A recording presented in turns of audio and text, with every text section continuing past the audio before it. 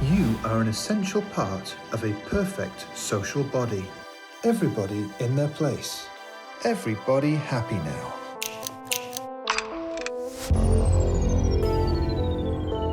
The book, Brave New World, was written in the 1930s, and yet it's still describing something that we relate to. It's a utopian world, but it's really about, well, what kind of dystopia does that create inside? There's two worlds, the savage lands and New London. The savage land, people are truly free, but they have nothing. New London, everybody feels like they're getting everything they want, when in fact they're being told what they want. In New London, everybody's put into a class system that's really strict and conditioned to make them feel that that class is exactly where they should be. Everyone has a place, everyone has a function. Everybody happy now. In the new world, monogamy doesn't exist, love doesn't exist. That will create jealousy, that will create possessiveness, that will create secrecy. People self-regulate. They take a pill called Soma, and it'll target whatever you're deficient in and buoy you up, so no one ever feels any sort of negative sensations. No one questions the way the world is run. It just is, and everyone's perfectly happy with that. When you meet John, he's stuck in the savage lands where there's none of the luxury, none of the ways that New Londoners have of keeping themselves in good moods. This can't be how you people feel. Welcome to the real world.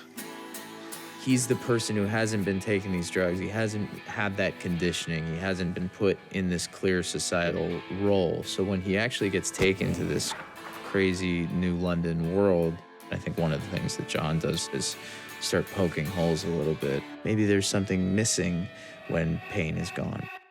We're gonna die here! I might as well have a drink.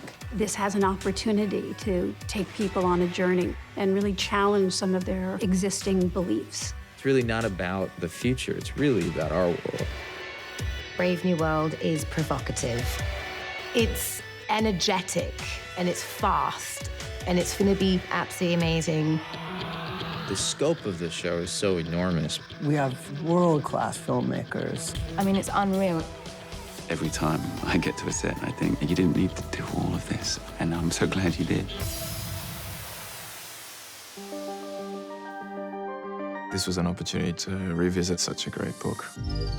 The show, in many ways, it mirrors the book, but it reflects where we are culturally today. The way that the world is painted in the script was something that really knocked my socks off. All the aesthetics of the show and the design of it are just magnificent, but also interesting as far as the storytelling.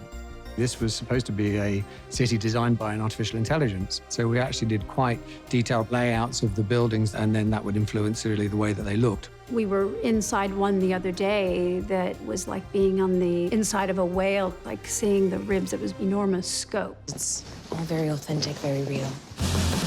I've never experienced a costume department like on this job. The wardrobe is incredible. It's iridescent, materials put together in the most beautiful way. It feels 3D.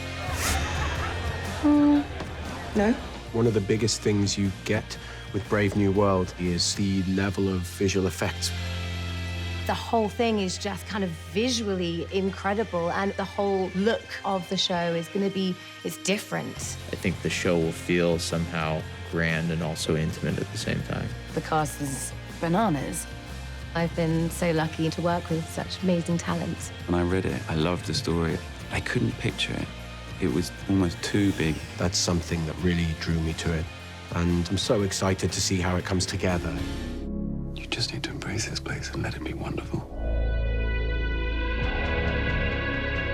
Aldous Huxley imagined a world where people would be so pharmacologically numb, so sexually stimulated, so distracted by the superficial and ephemeral moments of life. And I think parts of our culture have drifted towards his prediction. The way that David and all the other writers have translated Huxley's ideas into this story felt really profound and really pertinent. And the question that it kind of poses is what it really means to be happy. Quite frankly, my friend, if you're not happy, you're nothing at all. The story in itself is, I think, really timely. It gives us a view of a society that is not completely different from our own. Our society today, we like to put a Band-Aid on things without actually looking at the root of the problem. Soma is the pill that keeps you on this beautiful balance. The idea of an order and a pill to make you happy and taking away some of our choices. You're going to take the recommended actions and you are going to feel better. I think it's something quite appealing to a lot of people today. Huxley was seeing into the future, this world where we could just entertain ourselves. We can get so good at making any kind of discomfort or pain go away. You know, you imagine a future where you wouldn't have to ban a book because no one would care to read one. And why would you need to? There's just so much else to do. And if Huxley was writing about that in 1932, and we have continued to go closer toward that, you really start questioning things. People have no idea how good you have it. Sometimes I think I want to be unhappy. But when I think about Brave New World, it kind of captures this idea of an unknown and a certain amount of hope that we're going to get it figured out. The inability to conform is always interesting. To see humanity burst through, that's what makes the show so exciting.